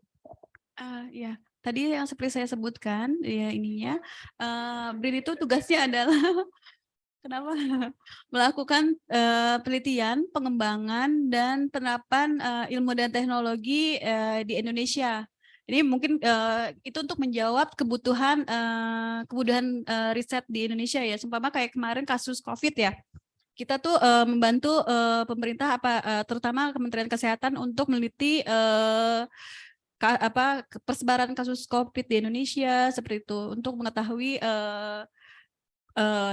cara untuk menanggulanginya seperti apa. Seumpama kita mencari obat untuk COVID seperti itu, atau untuk mendeteksi apakah seseorang itu terkena COVID atau tidak. Itu kemarin pas lagi tahun 2019 ya, kita tuh ikut membantu pemerintah untuk menganalisanya seperti itu. Sampai sekarang pun kami sedang meneliti obat dari COVID seperti itu. Izin pertanyaan lagi boleh nggak Bu? Iya boleh. Ya silakan nyambung Mas Silakan. Supri. Oh, boleh. Nyambung lagi nambah ini. Begitu satu nambah lagi akhirnya ya. Kita menjawab kebutuhan dari publik di Indonesia. Itu seperti itu. Kan saya lihat di TikTok ya Bu ya. Kan ada ya Bu ya yang beritanya potensi cuaca ekstrim BMKG dan BRIN bekerja sama, itu ada, apakah benar Bu? Oh. Oke. Oh yang itu mungkin ini yang mohon maaf ya, itu kayaknya pelitinya sebenarnya itu kita punya etika ya, etika riset ya. Etika riset di mana penelitian kita itu tidak boleh dipublikasikan mungkin pada apa ya itu. Kalau TikTok itu apa ya? Oh ya mass media, kalaupun kita mau publikasikan kita tuh harus dipublikasikan ke seumpama ke jurnal gitu ataupun ke website dari kita sendiri, karena itu sebenarnya kita tidak punya wewenang untuk mempublikasikan hasil penelitian dari cuaca tersebut, karena sebenarnya yang bertanggung jawab ataupun yang wajib untuk mempublikasikan adalah BMKG seperti itu. Iya. Baik. Ya. Tadi dari sebelah sana ada yang tanya, silakan. Ya, Ya. silakan.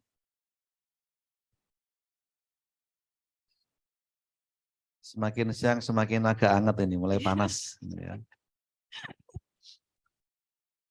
Maaf izin bertanya Ibu, Iya. cara magang di BRIN itu bagaimana ya dan apa saja prosedurnya? Oh, oke. Iya. Terima kasih Bu. Aduh saya lupa ya. Iya, Kalau magang baik. di BRIN itu sebentar saya. Ada, coba dilihat di elsa.brin.go.id. Di situ ada ya selain pemagangan, kita tuh bisa skripsi, tesis atau apapun di BRIN. Kemudian juga kita bisanya seumpama nih di Universitas Muhammadiyah Semarang ini kita tidak punya alat A gitu ya. Itu kita bisa cek juga di website elsa.brin.go.id. BRIN punya apa tidak? Nanti kita bisa mengajukan pelayanan untuk analisa di BRIN tersebut. Coba dicek aja elsa.brin.go.id. Oke ya, nanti di searching aja sana searching ya, aja. biar banyak informasi. Karena tentu banyak aturan, banyak syarat dan berbagai macam yang mungkin tidak harus dihafal oleh Bu Ira semua, itu kan administrasi gitu ya. Iya. Jadi dibuka di sana semua nanti adik-adik biar lebih paham lagi ya. Iya, kebetulan di situ. Kebetulan kemarin saya juga ada mahasiswa magang dari Unsud ya, bisa di situ. Bisa mengajukannya lewat website tersebut. Ada lagi yang mau ditanyakan? Iya, Iya, silakan. silakan. Lagi, alhamdulillah nambah terus ini akhirnya ya siang-siang ya. Yes. Tapi snacknya udah habis tuh.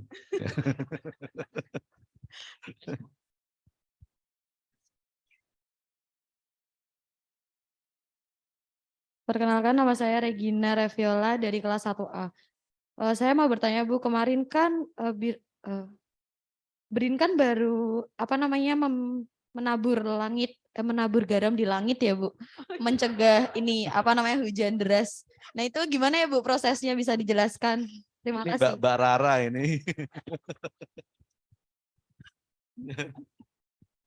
Monggo Bu, dikonfirmasi aja yang memungkinkan dikonfirmasi Bu.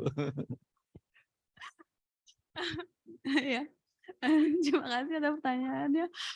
Mohon maaf Mbak untuk ini kayaknya bukan kapasitas saya untuk menjawab ya Mbak, karena saya bukan peneliti di bidang itu. Jadi saya tidak mampu menjawabnya, mohon maaf.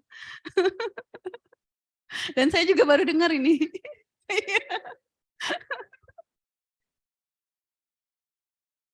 Kenapa?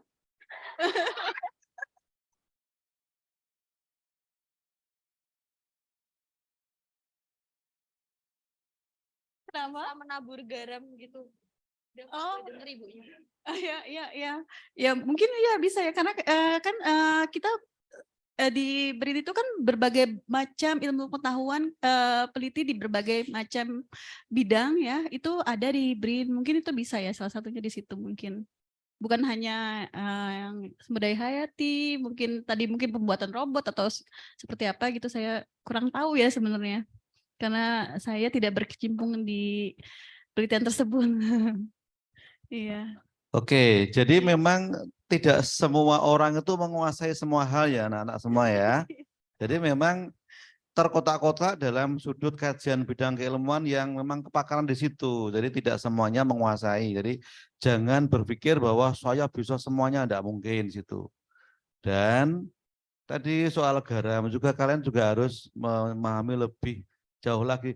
Garam itu kalau dalam bahasa kimia bukan hanya NaCl, garam kayak garam dapur itu tok, macam-macam garam itu ya. Semua rangkaian senyawa itu kan garam ya. Garam apa yang bisa untuk mengendalikan cuaca, untuk membuat mendung, untuk membuat air itu mungkin ahlinya yang sudah ke sana ya. Beliau lebih ke tadi apa? Mikrobiologinya. Nah, begitu ya. Jadi ke mikroorganismenya, mikrobiologi ya, begitu. Oke, silakan yang lain. Jadi bertanya tentang BRIN juga boleh, yang tidak begitu aneh-aneh begitulah ya. Jadi yang sesuai dengan kapasitas beliau juga ya. Silahkan bila yang masih ada. Ya. Kalau dari adik-adik mahasiswa masih menyimpan calon pertanyaan, mungkin nanti bisa saya sampaikan lagi. Nah, kali ini coba kita berikan kesempatan kepada Bapak Ibu dosen. Barangkali juga ada yang ingin disampaikan. Monggo, silakan Bapak Ibu.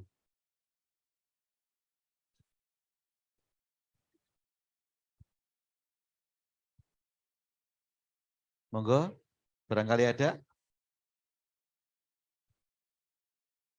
Pak Diki, jadi ada? Nah, Mas Supri, dibantu Pak Diki ingin bertanya. Ya.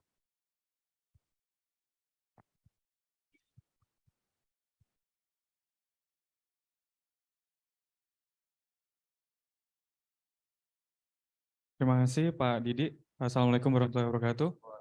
Waalaikumsalam warahmatullahi wabarakatuh. Saya Diki, Bu, karyawan di Unimus.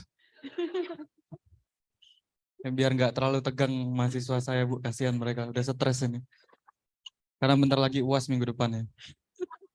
Yang mau kami tanyakan Ibu, tadi kan ke arah yang Ibu sampaikan adalah mungkin Ibu peneliti dari biomedisnya mungkin ya Bu. Nah yang kami tanyakan tuh mungkin ilmu-ilmu kayak saya, kayak teman-teman ilmu keolahragaan itu di BRIN itu ada memfasilitasi nggak? Misalnya kayak saya di keselamatan kerja Bu. Misalnya saya sedang meneliti tentang kelelahan kerja atau misalnya teman-teman IKOR atau teman-teman yang selain tadi masalah bakteri-bakterian, virus-virusan yang kami mungkin apa itu? Nah, maksudnya yang di bidang kami itu kan jauh mungkin ke arah sana, Bu. Adakah misalnya di BRIN itu yang menaungi ya orang-orang kayak kami ini, Bu? Yang emang penelitiannya bukan arahnya ke sana gitu, Bu. Arahnya bukan ke sana dan itu kami harus melihat di mana atau gimana gitu, Bu, di BRIN itu. Terima kasih, Bu. Assalamualaikum warahmatullahi wabarakatuh.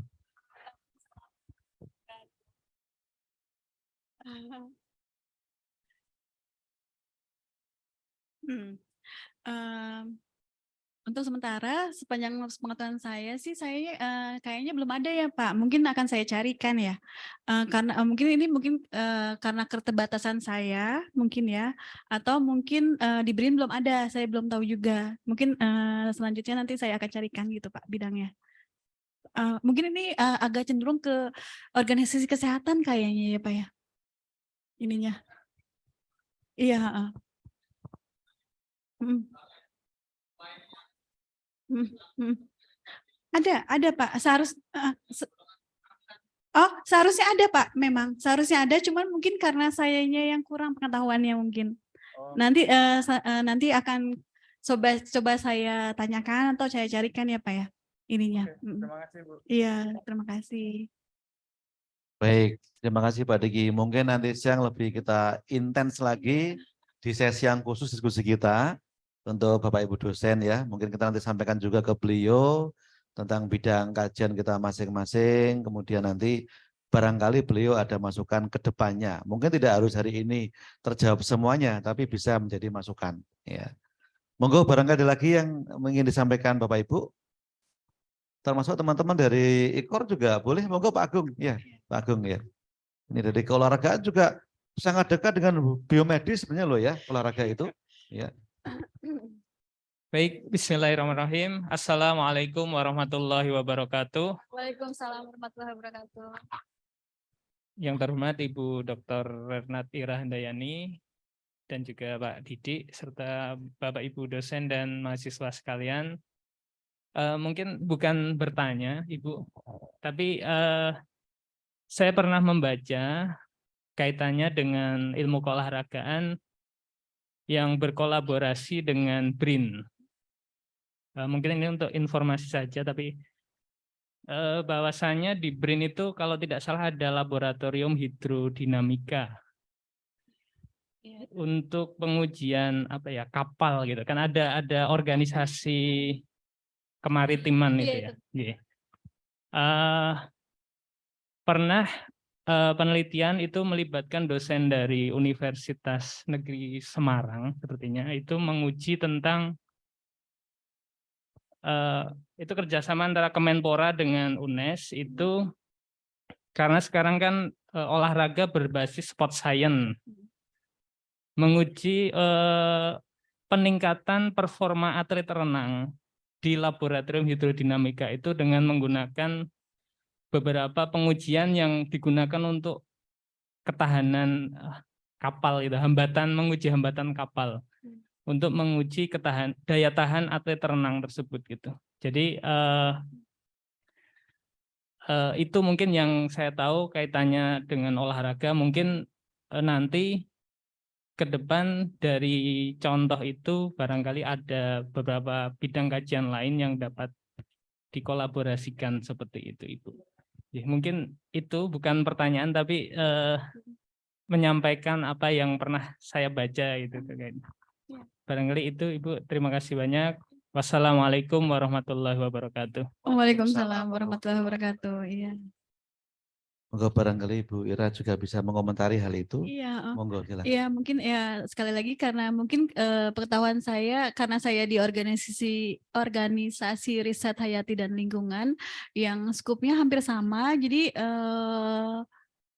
untuk yang tadi yang bidang olahraga mungkin karena bukan skup bidang saya, mungkin saya belum mendengar ilmu ini gitu. Mungkin nanti selanjutnya akan saya coba carikan ya Pak ya. Maksudnya akan saya tanyakan juga. Mungkin ada. Sebenarnya ada, mungkin sayanya aja yang kurang tahu gitu. Iya, terima kasih. Baik. Masih adakah lagi yang ingin bertanya sebelum waktunya habis, tapi masih setengah jam? Silahkan. Saya buka lagi sesinya, diskusi. Nah, benar masih setengah jam kok ya. Waktu kita panjang ini ya. Silahkan.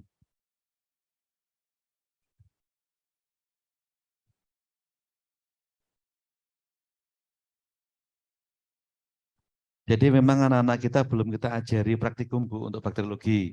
Ya. Jadi tidak merasakan bagaimana gores itu sampai gocel ya, akhirnya sampai pecah gitu ya, gores itu tidak merasakan. Jadi yang praktikum sementara ini masih parasitologi ya. Kemudian yang lain-lainnya belum, baru ke arah kimia lingkungan ada sedikit praktikumnya. Sehingga mungkin memang masih awam sekali ilmu ini, apalagi bagi yang semester 1 ya. Semester 1 baru mendapatkan mau masuk ke 2 ya. Ini ya, baru semester ya. Ini jadi masih serasa SMA mereka. Ya. Oh, yang sebelah sini masih ini ya, semester 1 kayaknya ya. Campuran Bu, campuran Bu. Oh, Ini. campuran. Yang Iya. belakang tuh udah kelihatan wajah tua tuh Bu. Nah itu ya. Itu juga wajah tua sebelah sana ada itu. Wajah tua tapi enggak mau tanya, enggak berani tanya itu ya. Oke, silahkan ya. Mungkin satu pertanyaan lagi Ya, kali ya, boleh, Pak. boleh Oke. Bu, ya. Tadi ya. Ya. Antibiotik pertama kali ditemukan oleh Alexander Fleming, dan tadi kapang penghasil antibiotiknya itu kapang apa namanya ya? Kapangnya. Kapangnya atau funginya yang mengkontaminasi tadi cawan petrinya si Alexander Fleming.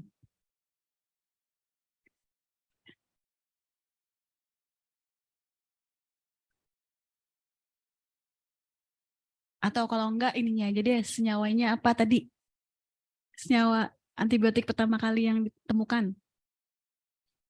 Waduh, banyak. Banyak Anda dapat snack berarti. Ya udah, Tapi alhamdulillah, berarti pintar semua sudah kan gitu, udah hafal ya. kalau itu penicillin. Nama kapangnya, nama penghasil kapang penghasil penisilin apa? Kapang, fungi, jamur. Kapang, fungi, jamur itu sama ya? Ya.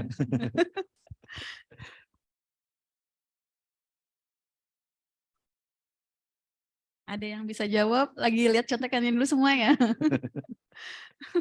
Baru membuka buku. Yo, nama kapangnya apa yang menghasilkan penisilin tadi itu? Oleh kakek kita, si Fleming ya, yang menemukan. Ya. Ada yang Angkat bisa tangan jawab? aja ya. Anak-anak Angkat yang tangan. bisa jawab.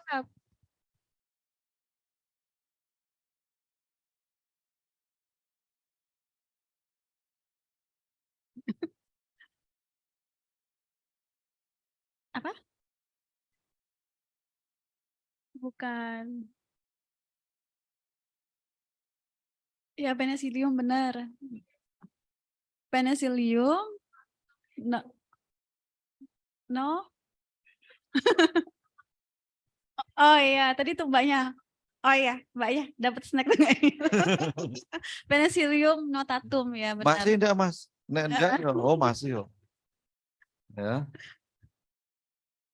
Dibagi sama Mega ya. Apalagi ya? Baik. Kita lihat lagi.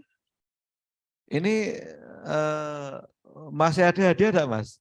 Masih ada. Oh, masih ada kok. Kalau masih ada kuis lagi nanti ya. Iya. Itu ya. Ada pertanyaan enggak? Kalau Ya. enggak kuis lagi nih. Ya. Aduh.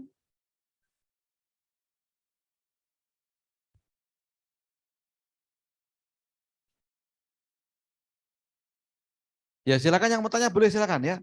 Ya, Silakan. silakan. Yang mau tanya boleh silakan. Ya. Yang masuk bukan materinya tapi yang masuk ke kalian cuma snack kok ya. Ya, jadi ya gimana mau tanya itu ya. Ya. Ada yang lagi mau ditanyakan? Masih ada lagi atau sudah habis pertanyaannya? Snack juga udah habis juga kok ya. Ibu monggo sambil. Ya, terima kasih, Pak. Sudahkah? Ada lagi? Ada yang mau ditanyakan lagi? Baiklah, kalau memang sudah tidak ada ya dipaksa-paksa mau gimana lagi ya. Tapi sebelum kita akhiri sesi ini, saya ingin sedikit merangkum semuanya walaupun tidak meringkas materinya ya, karena memang banyak ya. Ada satu hal yang penting teman-teman semua, bahwa mikroorganisme yang ada di sekitar kita itu ternyata juga bermanfaat. Selain dia sebagai patogen, tapi juga bermanfaat juga. Itulah kenapa Ibu Menteri Kesehatan kita dulu, Ibu Dr. Siti Fadilah Supari pernah nyetop Namru melarang membawa spesimen apapun dari negara kita. Ya, dari semua mikroorganisme enggak boleh dibawa keluar. Itu sempat ramai dulu ya, sampai beliau di penjara segala macam ya dia. Jadi ini penting. Yang berikutnya yang sudah memasyarakat sekarang, ada juga kan teknik pemandulan nyamuk menggunakan bakteri Wolbachia. Dari mana tuh? Dari serangga juga. Ya. Jadi ada bakteri-bakteri yang memang bisa dimanfaatkan ya untuk pengembangan hal yang lain. Ya kali ini makhluk-makhluk itu akan dicari yang bisa menjadi penghasil antibiotik. Jadi kata kunci dari kuliah umum kita hari ini adalah bagaimana kalian mendapat tambahan ilmu baru tentang bagaimana sih cara kita mengupgrade, menambah jumlah, menemukan antibiotik baru dari makhluk-makhluk yang kecil itu yang semula mungkin sebagian awam menganggap itu hanya sebagai patogen saja yang merugikan, tetapi ternyata bisa diambil manfaatnya ya untuk menemukan jenis-jenis obat baru. Kalau enggak obat ya calon obat baru lah ya ke sana ya. Itu mungkin simpulan akhir dari kuliah umum kita hari ini, dan tentu teman-teman khususnya mahasiswa tetap harus nanti memperdalam lagi ya, dan kalau ingin semakin dalam lagi silahkan nanti cari informasi yang bisa berkolaborasi di BRIN, baik magang, entah mungkin penelitian skripsinya atau mungkin yang lain-lain ya. Silahkan ya cari informasinya dan di kontak personnya. Mesti ada ya, mesti ada kontaknya di sana yang bisa dihubungi. Saya kira itu untuk sesi kuliah umum siang hari ini, sehingga kuliah umum yang temanya, ini saya tulis ke PN ya, pemanfaatan bahan alam untuk peningkatan kesehatan, anti-infeksi dan pengendalian penyakit. Ini kami cukupkan ya, karena sudah tidak ada yang tanya lagi kok ya, gitu ya. Dan terima kasih Ibu Dr. Ira Handayani sudah berkenan menambah ilmu baru bagi kami semua di sini. Semoga bisa kami manfaatkan dengan sebaik-baiknya ilmu baru ini ke depan.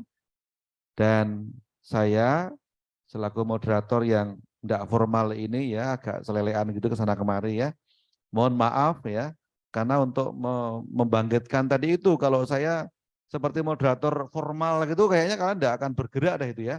Tidak akan bisa bertanya ya. Jadi mohon maaf kalau banyak salah kata maupun sikap, dan saya akhiri sesi ini. Assalamualaikum warahmatullahi wabarakatuh. Waalaikumsalam warahmatullahi wabarakatuh. Kami kembalikan ke pembawa acara. Ya.